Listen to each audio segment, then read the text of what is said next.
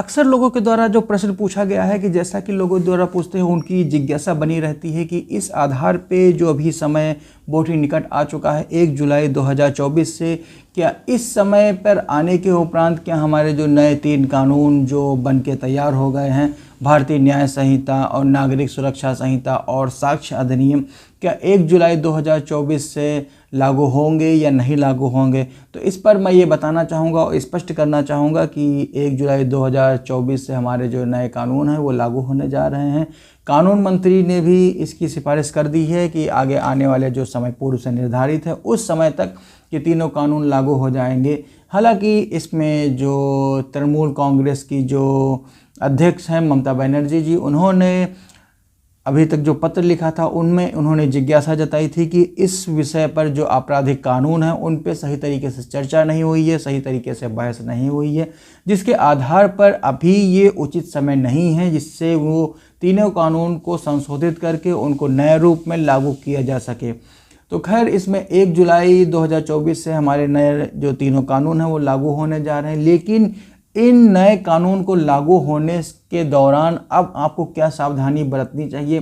क्या क्या स्टेप आपको फॉलो करने चाहिए जिससे आपको कोई भी किसी भी प्रकार से कोई अगर जो कोई परेशानी आपके आ रही है या आप कोई परेशानी झेल रहे हैं तो उसके स्थान पे अब आपको करना क्या चाहिए। सबसे पहले सर्वप्रथम अभी हमारे पास जो एक क्वेरी आई है और जो लोगों के द्वारा जो प्रश्न पूछा गया उनमें सामान्यतः तौर पे जो जर्नल चीज़ वो ये है, मैं ये बताना चाहूँगा जिससे कि ये और लोगों को भी उनका उत्तर भी मिल जाएगा, जिसमें सामने निकल के ये आया है कि पत्नी है वो किसी तरीके से वो परेशान कर रही है, कहीं कुछ भी कर रही है, कभी मायके अब बिना बताए चली जाती है या किसी अन्य व्यक्तियों के साथ लगातार रात भर वो बातें करती रहती है, मैसेज पे बात करती है या फ़ोन कॉल पे बात कर सकती है। तरह तरह के अलग अलग जो उनकी क्वारी आई है, पत्नी परेशान करने का कोई नया तरीका आजमा रही है या नया कोई रास्ता ढूंढती रहती है। तो सबसे पहले मैं बताना चाहूँगा कि अब तक 1 जुलाई 2024 तक आपको क्या स्टेप फॉलो करने चाहिए, किस तरीके से आप अपना बचाव कर सकते हैं, क्योंकि ये सामान्यतः तौर पे ये भी देखने को मिला है और ये कहीं ना कहीं हद तक बिल्कुल सही है कि इलाज से बेहतर बचाव ही है। अगर जो आप अभी बचाव कर ले जाते हैं तो आपको जो आगे आने वाले समय में जो लीगल प्रोसीडिंग फॉलो की जाएंगी उनसे आप बच भी सकते हैं। कहने का सेंस ये है कि अगर जो 1 जुलाई 2024 से अगर जो पत्नी अगर जो थाने या कोर्ट या कोई भी मुकदमा उसने अगर जो प्रस्तुत कर दिया आपके विरुद्ध या आपके परिवार वालों के विरुद्ध, तो जाहिर सी तौर पे आपके जो केसेस जो आपके ऊपर फाइल किए जाएंगे उनकी जो प्रोसीडिंग चलेगी वो पुराने कानून के हिसाब से ही चलेगी। उनमें कोई किसी प्रकार से कोई भी बदलाव नहीं होगा, जैसा अभी तक होते हुए आया है कि अगर जो पत्नी ने कोई भी पिटीशन अगर जो मूव कर दी, चाहे वो सेक्शन 125 हो, सेक्शन 12 हो या 498 ए का केसेस हो, इसमें कोई भी किसी प्रकार से कोई भी सवाल पत्नी से नहीं पूछा जाता है और उसमें इस तरीके को उसको अंगीकृत कर लिया जाता है और जिसमें सम्मन के रूप में हस्बैंड को सम्मन कर लिया जाता है या उसके परिवार वालों के विरुद्ध जो भी जितने भी मुकदमे अगर जो प्रस्तुत किए गए हैं उनमें सब में सम्मन के तौर पे हस्बैंड या उसके परिवार वाले माननीय न्यायालय के समक्ष उपस्थित हो जाते हैं और आगे की क्या कार्यवाही जो अभी तक चलती हुई आ रही थी वो बिल्कुल चलती रहती है। लेकिन 1 जुलाई 2024 के बाद अगर जो इस तरीके से अगर जो आप किसी तरीके से अगर जो आप टाल ले जाते हैं या अपनी पत्नी को कन्विंस कर ले जाते हैं, अब आप ये क्वेश्चन अराइज होता है कि अगर जो पत्नी रोज़ तरह तरीके से रोज़ का रोज़ अगर जो तरह तरह के नए तरीके अपनाती है पति को परेशान करने के लिए, तो उसको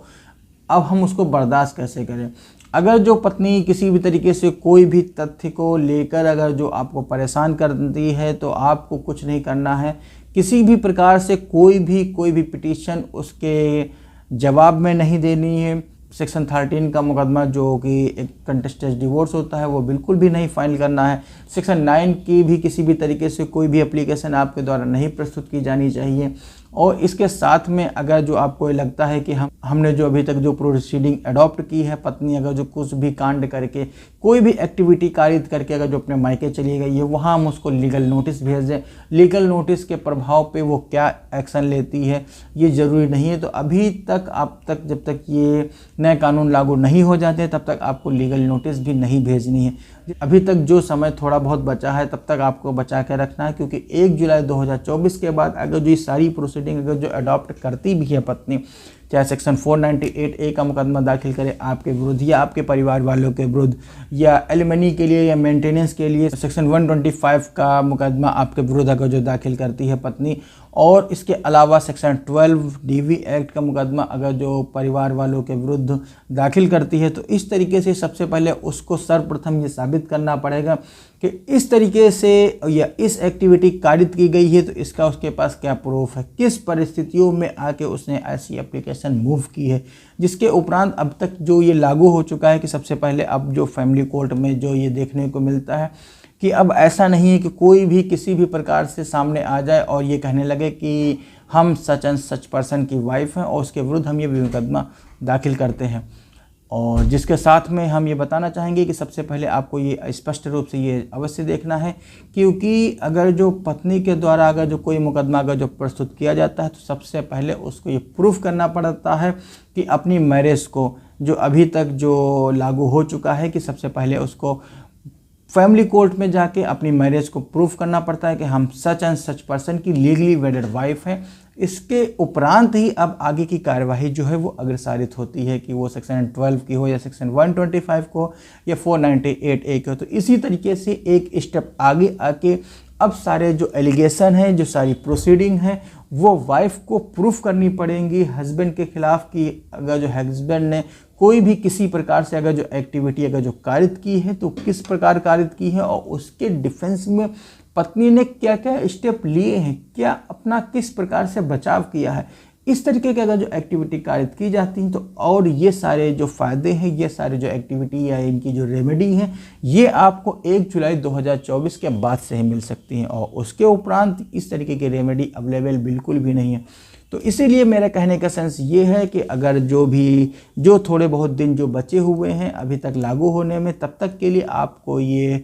सरवाइव अवश्य करना है कि वाइफ जो भी कर रही है उसको बिल्कुल करने देना है। कोई भी किसी प्रकार से कुछ भी आपको रिप्लाई नहीं करनी है, ना ही कोई भी काउंटर में कोई जवाब देना है, बशर्ते अगर जो भी वाइफ वो सही कर रही हो चाहे गलत कर रही हो, आपको उसके विरुद्ध उसका केवल एविडेंस कलेक्ट करना है, और सही समय आने पर और सही मौके पर वो सारे एविडेंस आपको कोर्ट में या मजिस्ट्रेट के सामने आपको पेश करने होंगे, जिससे आपको उसका फ़ायदा मिल सके। और इसी के साथ में अंत में एक चीज़ मैं और अवश्य बताना चाहूँगा, जिसमें कि आपको ये ध्यान देने की आवश्यकता अवश्य है, क्योंकि अगर जो इस तरीके की गलत एक्टिविटी या गलत तरीके से पति को परेशान करने के लिए अगर जो पत्नी ने कोई भी स्टेप लेना शुरू कर दिया है, वो तरह तरह से नए नए कारण लेकर आती है पति को परेशान करने के लिए, तो सबसे पहले मैं बताना चाहूँगा कि उसके जो भी रीज़न है, जो भी उसके जो तरीके हैं, उनको बिल्कुल आप उसमें होने दीजिए। किसी भी प्रकार से कोई इसके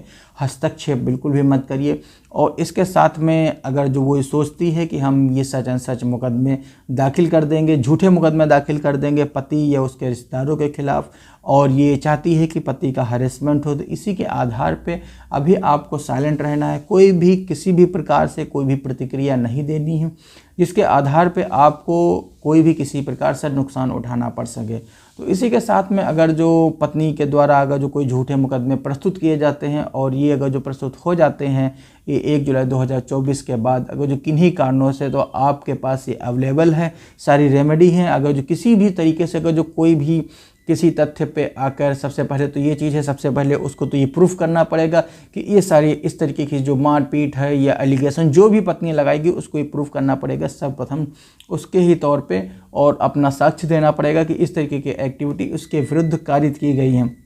और इसके साथ में अगर जो इस तरीके की एक्टिविटी अगर जो कारित होते हुए कोई मुकदमा अगर जो पंजीकृत हो जाता है, हस्बैंड या उसके रिश्तेदारों को समन कर लिया जाता है, तो माननीय न्यायालय के समक्ष उपस्थित होकर आपके द्वारा जो एविडेंस कलेक्ट करके रखे गए हैं, वो सारे एविडेंस बतौर साक्ष्य आप कोर्ट में प्रस्तुत करें। और अगर जो किन्हीं कारणों से अगर जो ट्रायल कोर्ट आपकी बात को नहीं मानती है, आपको बात को नहीं समझती, तो आपके पास बिल्कुल रेमेडी अवेलेबल है, जिसके आधार पे आप माननीय उच्च न्यायालय या उच्चतम न्यायालय में आप अपना अपील प्रस्तुत करके अपने जो तथ्य हैं, अपने जो साक्ष्य हैं, वो अपने प्रस्तुत कर सकते हैं। जिसके आधार पे ये जो लॉ मैंने बताया है, अगर जो ये सही तरीके से आप अगर जो फॉलो कर ले जाते हैं, अपने तथ्य और अपने फैक्ट को अंगीकृत करते हुए अपने आधार के साथ में माननीय न्यायालय के समक्ष उपस्थित होकर उसमें याचिका प्रस्तुत करते हैं, तो माननीय न्यायालय आपके तथ्य पे यकीन करते हुए और अगर जो आप माननीय न्यायालय को अगर भरोसा दे ले जाते हैं, अगर जो कन्विंस करा ले जाते हैं, तो माननीय न्यायालय आपके फेवर में आदेश अवश्य पारित कर दे, जिसके फलस्वरूप पत्नी किसी भी प्रकार से कोई भी किसी भी तथ्य के आधार पर पति का हैरेसमेंट नहीं कर सकती है। और आज का वीडियो इतना ही है, यहीं तक है। मिलते हैं किसी और एक वीडियो में एक नई जानकारी के साथ, एक नए विषय पर चर्चा करते हुए। और वीडियो आपने यहाँ तक देखा है, अंत तक देख लिया है, तो इसको सब्सक्राइब अवश्य करें, लाइक करें और ऐसी ही जानकारी दूसरों लोगों तक शेयर करें, जिससे उनको भी ये लाभ मिल सके। और सही समय पर सही जानकारी होना अति आवश्यक है, जिससे वो सही समय पर सही कदम उठा सके, सही स्टेप अडॉप्ट कर सकें। और इसी के साथ में कमेंट में जय हिंद अवश्य लिखें। और वीडियो अंत तक देखने के लिए प्रेम पूर्वक धन्यवाद। जय हिंद।